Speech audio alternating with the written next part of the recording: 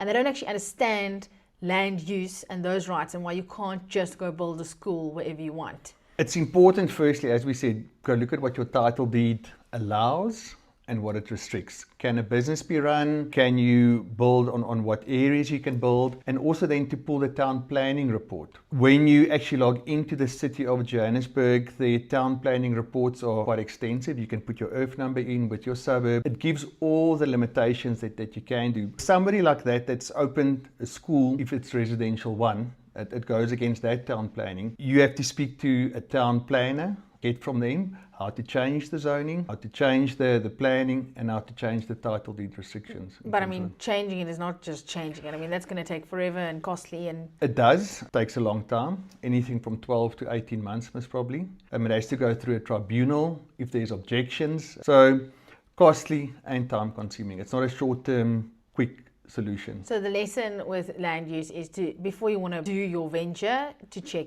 your title deed. Inform yourself on the title deed and also on the town planning restrictions.